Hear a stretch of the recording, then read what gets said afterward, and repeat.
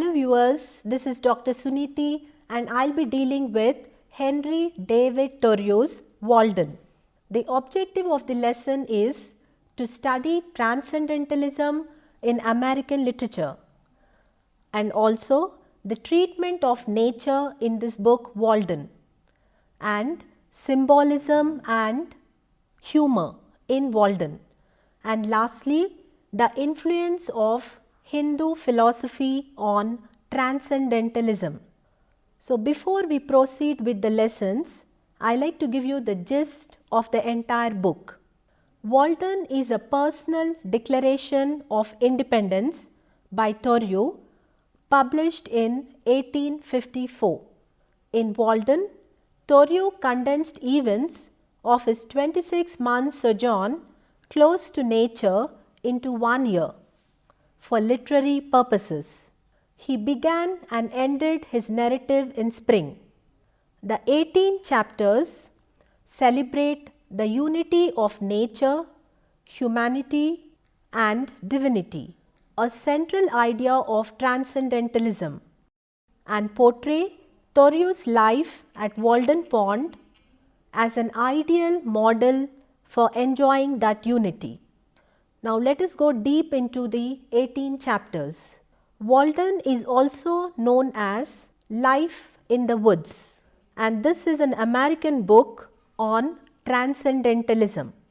The work is part personal declaration of independence, social experiment, voyage of spiritual discovery, satire, manual for self-reliance. It was published in 1854 and it details Thoreau's experiences over the course of 2 years in a cabin which he built near Walden Pond amidst woodland, owned by his friend and mentor Ralph Waldo Emerson, near Concord, Massachusetts. In Walden, Thoreau condensed events of his 26 months sojourn into 1 year for literary purposes. He began and ended his narrative in spring, and it portrays Thoreau's life at Walden Pond as an ideal model for enjoying that unity. In solitude, simplicity, and living close to nature, he had found what he believed to be a better life. In Walden, he enthusiastically shares his discoveries so that others too may abandon conventional ways and live more sanely and happily. Walden is an account of a man's journey into the mind and a stirring call to alert the neighbors. The book is Thoreau's acknowledgement of the gift of life. It is the testament of a man who resents people's indifference towards the poetry of God's creation.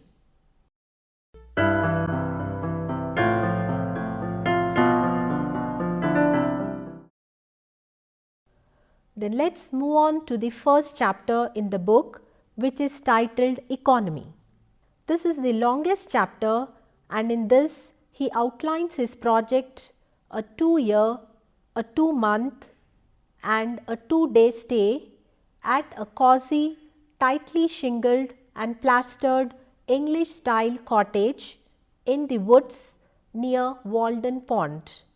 He does this, he says, to illustrate the spiritual benefits of a simplified lifestyle. He meticulously records his expenditures and earnings, demonstrating his understanding of economy as he builds his house and buys and grows food. For a home and freedom, he spent a mere $28.12.5 in 1845. The second chapter is titled Where I Lived and What I Lived For. In this, he describes the location of his house. Then he explains that he took up this abode at Walden Woods so as to live deliberately, to confront only the essential facts of life and see if he could not learn what it had to teach him. Although he criticizes the dedication of his neighbors to working, he himself is quite busy at Walden building and maintaining his house, raising thousands of bean plants and vegetables, making bread, clearing land, chopping wood, making repairs for the Emersons, going into the town and writing every day. Then the next chapter is titled Reading. In this, he discusses the benefits of classical literature, preferably in the original Greek or Latin, and he bemoans the lack of sophistication in Concord, evident in the popularity of unsophisticated literature. He also loved to read books by world travelers. He yearns for a utopian time when each New England village supports wise men to educate and thereby ennoble the population.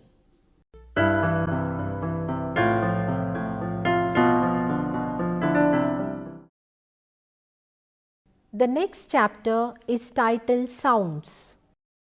Thoreau opens this chapter by warning against relying too much on literature as a means of transcendence.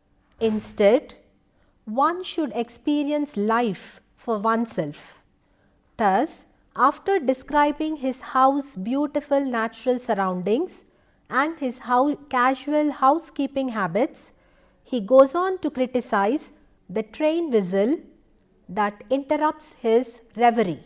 To him, the railroad symbolizes the destruction of a pastoral way of life. Following is a description of the sounds audible from his cabin: the church bells ringing, carriages rattling and rumbling, cows lowing, whip-poor-wills singing, owls hooting, frogs croaking, and cockerels crowing. Then the next chapter is titled Solitude. In this, Thoreau rhapsodizes about the beneficial effects of living solitary and close to nature. He claims to love being alone, saying, "I never found the companion that was so companionable as solitude." The next chapter is titled Visitors. Among the 25 or 30 visitors to his house is a young French-Canadian woodchopper, Alec Terrien, whom Thoreau idealizes as approaching the ideal man, and a runaway slave whom Thoreau helps on his journey to freedom in Canada.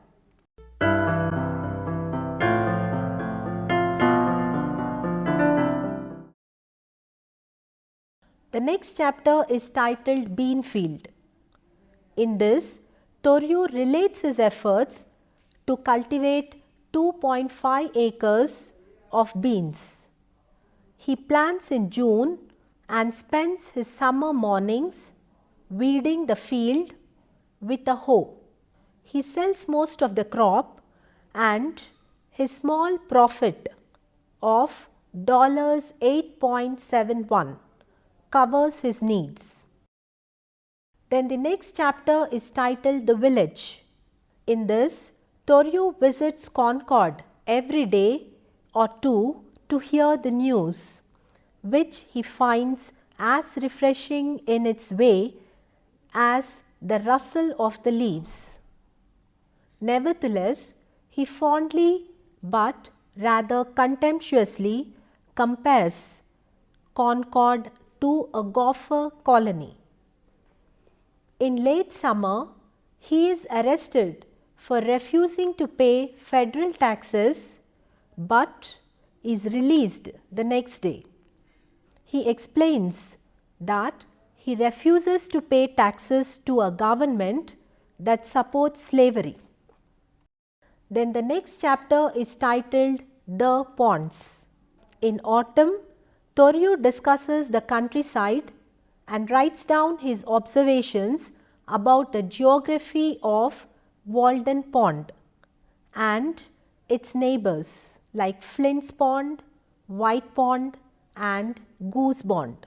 Although Flint is the largest, Thoreau's favorites are Walden and White Ponds, which he describes as lovelier than diamonds. The next chapter is titled Baker Farm. While on an afternoon ramble in the woods, Thoreau gets caught in a rainstorm and takes shelter in the dirty, dismal hut of John Farmer, a penniless but hard-working Irish farmhand.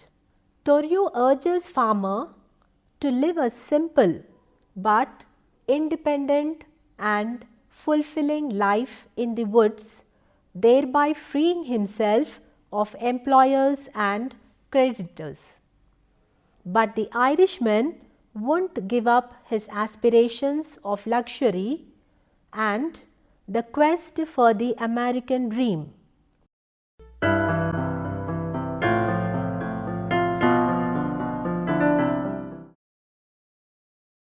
The next chapter is titled Higher Laws.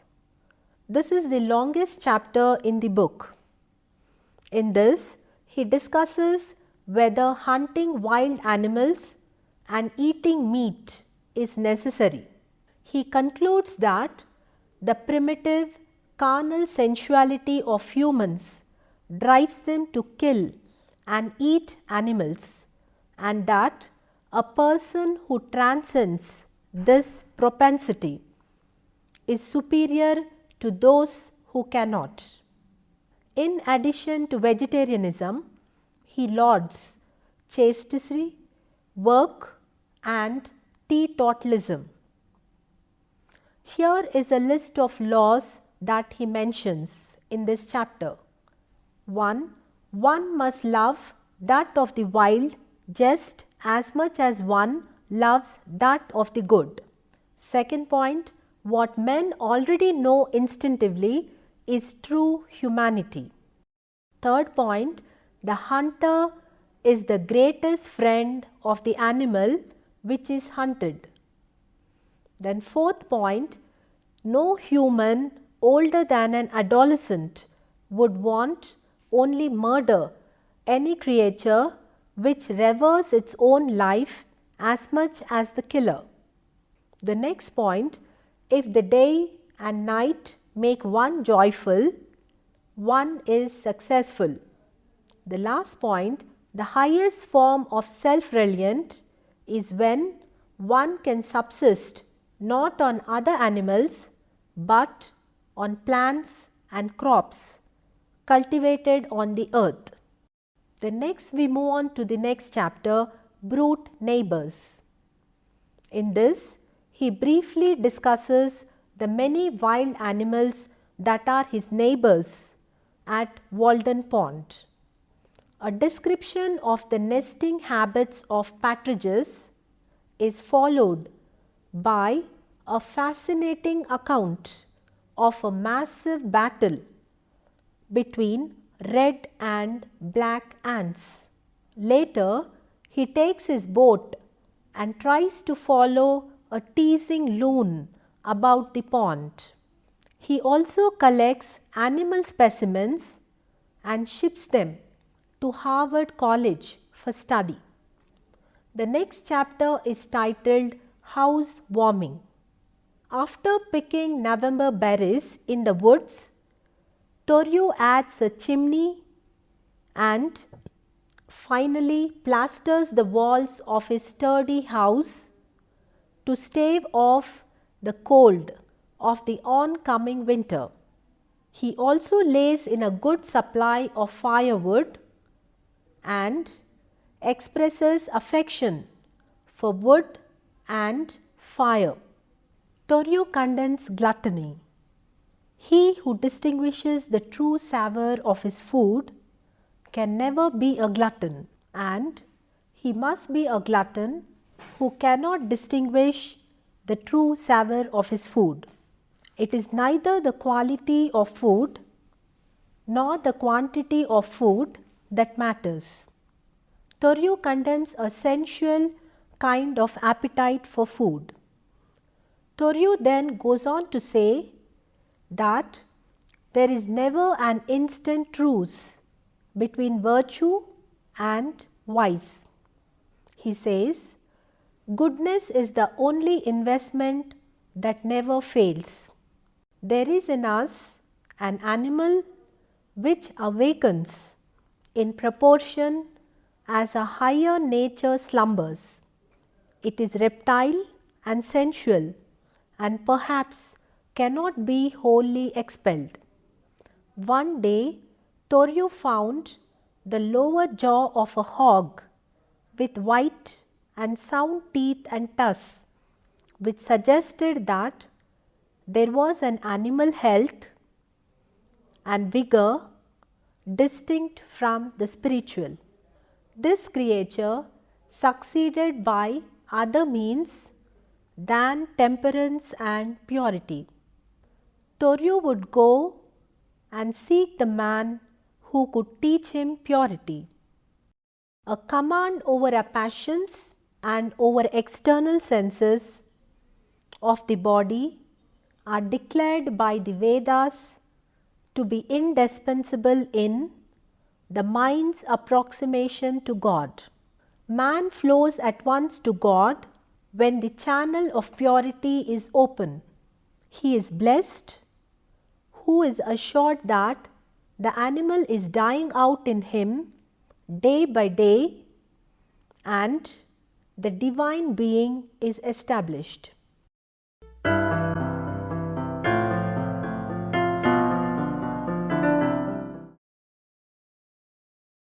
The next chapter is titled Former Inhabitants and Winter Visitors.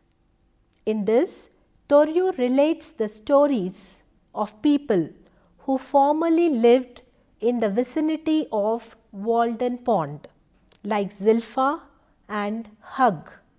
Then he talks about a few of the visitors he receives during the winter, like a farmer, a wood chopper, a poet, that is his best friend, Ellery Channing, and a philosopher too, whom he thinks is the wisest person in the world. The next chapter is titled Winter Animals. Thoreau amuses himself by watching wildlife during the winter. He relates his observations of owls, hares, red squirrels, mice, and various birds as they hunt, sing, and eat the scraps and corn he put out for them. He also describes a fox hunt. The next chapter is titled The Pond in Winter. Thoreau describes Walden Pond as it appears during winter. He claims to have sounded the depths and located an underground outlet. Then he recounts how 100 labourers came to cut great blocks of ice from the pond, the ice to be shipped to the Carolinas. Next chapter is titled Spring. As spring arrives, Walden and the other ponds melt with stentorian thundering and rumbling. Thoreau enjoys watching the thaw and grows ecstatic as he witnesses the green rebirth of nature. He watches the geese winging their way north and a hawk playing by itself in the sky. As nature is reborn, the narrator implies, so is he. He departs from Walden on 6th of September 1847. Final chapter is the conclusion. This chapter is more passionate and urgent than its predecessors. In it, he criticizes conformity. If a man does not keep pace with his companions, perhaps it is because he hears a different drummer. Let him step to the music which he hears, however measured or far away. By doing so, men may find happiness and self-fulfillment. Thoreau endured several snowstorms and spent some cheerful winter evenings by his fireside while the snow whirled wildly outside. Even the hooting of the owl was hushed during this period. For many weeks he met no one in the course of his walks, except those who came occasionally from the village to cut wood from the forest. Having no human company, he comforted himself with thoughts of the former occupants of the neighboring woods. During this season, Thoreau seldom had a visitor. In spite of the intensely cold weather, Thoreau continued his walks. Often he walked 8 or 10 miles through the deepest snow to keep an appointment with a beech tree or a yellow birch or a pine. During his last winter at Walden Pond, a philosopher came and stayed with Thoreau. His philosopher was a true friend of mankind and a friend of human progress. He was perhaps the sanest man whom Thoreau had known. About him, Thoreau writes, "I do not see how he can ever die. Nature cannot spare him." Sometimes, says Thoreau, he waited for the visitor who never came. In obedience to the exhortation of the Vishnu Purana, Thoreau awaited the arrival of his guest long enough but did not see him coming.